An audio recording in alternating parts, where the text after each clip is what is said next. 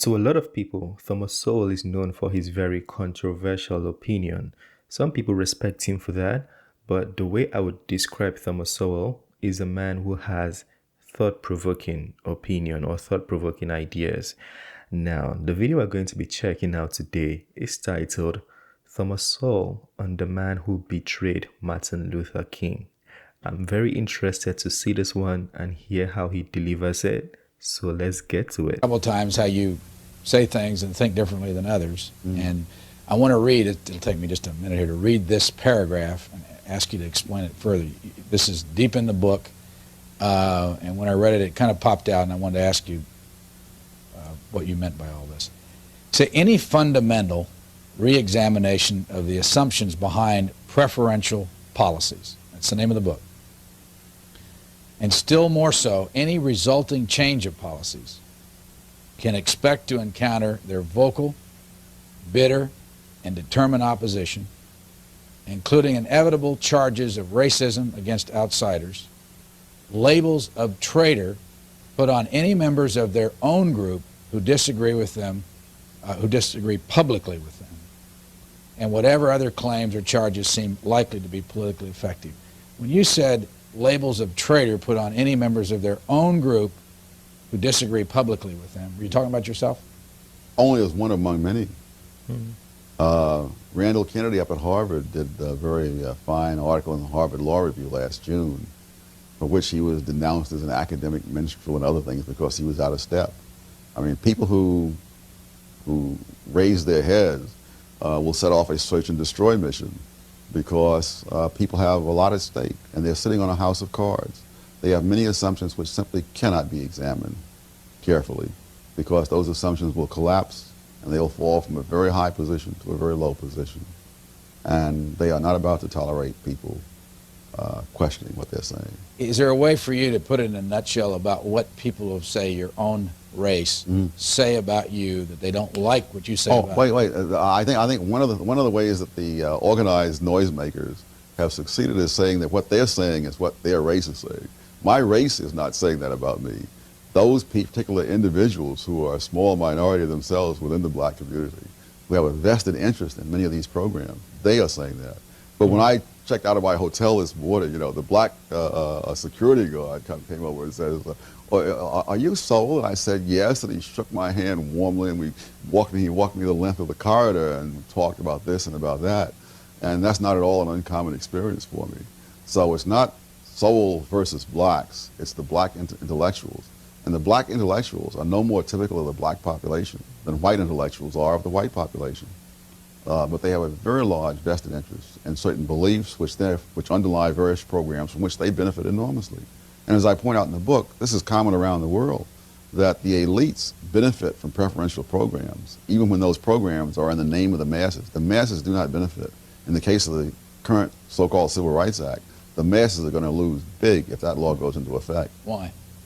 Because employers will not want to hire as many blacks in the jobs for which most blacks will be applying, because those will not be jobs as rocket scientists or as doctors or as any of those things.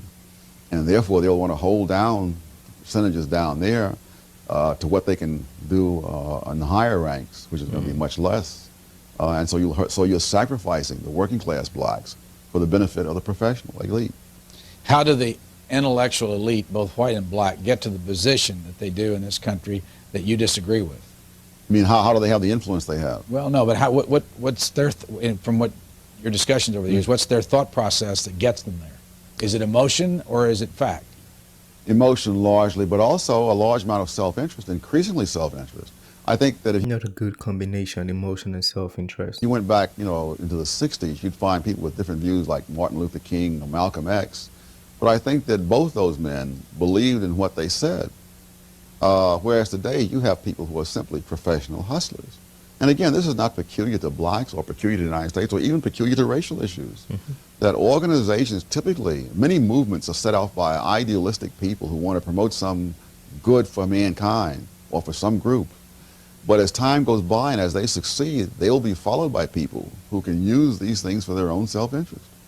And that's been the history of regulatory agencies in the government. It's been the history of, I think, of religions, that the first Christians who were being persecuted by the Roman Empire were not in it, for what they could get, because all they were going to get is trouble. But once Christianity became the state religion, this became a very lucrative career for some people. And then you get an entirely different kind of person coming in at that point, and we can have an entirely different kind of movement.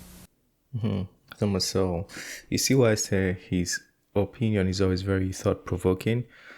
He's basically bred a whole, should I say, branch of conservatives from his books and his ideas. People like Candace Owens refer to him almost all the time. Ben Shapiro, I think, does refer to him sometimes. We saw even in recent times the leader of the opposition, the Conservative Party in Canada, Pierre Poilievre, also referenced him in one of his speeches. Now, why do all these people always reference him? Because people relate to what he's saying. It's not far from the truth, There was something he said in very similar context. He said, when you subsidize something, you enhance. I'm paraphrasing here, but that's what he was saying. That was in relation to paying women or paying baby mamas not to keep the husbands around, because when the husbands leave, then they can go get some money. Then why would they want to keep the husbands? In that case, the divorce rate was going up, and kids without no fathers went up as well. And that's been the primary problem of the American black communities, The idea here started as something to help. They always advocate or make it seem like they're helping the self-interest of the people. They'll tell you, we want to help you in the case where the father is not around, so we'll give you some money. Now, if that might sound like an emotional concern, but also when you're giving people money not to have the fathers around, do you think they want to have the fathers around? Definitely no, especially if the fathers cannot have or cannot give them enough sufficient income compared to what the government is giving them. So yeah, it does make sense. These things he says, whether you think it is true, whether you don't think it's true, is a new perspective to at least have or consider, to be like, maybe I should look into this a little bit more. And that is why I always listen to Thomas Sowell. I don't have to agree with everything, but let me hear what he's saying. Let me at least consider what he's saying to bring up, to make my brain shake a little bit, to cause like a storm in my brain. But well, let me know what you think about that. Feel free to share your insights, the kind of person you think Thomas Sowell is. If you think his ideas are totally speculative and do not make any sense, feel free to share. I know a lot of people have already said that Thomas Sowell is deceitful, leading people to the wrong direction. I've seen that in the comments sometimes. But don't just attack the man. Say what he had said that was deceitful and tell us why he shouldn't have said that. Attack the points. I would prefer comments like that. It's the end of this video. Smash the like button, subscribe if you're new to the channel, and I'll see you on the next one. Have a very wonderful day. Peace. I made this bed on my own, bed on my own.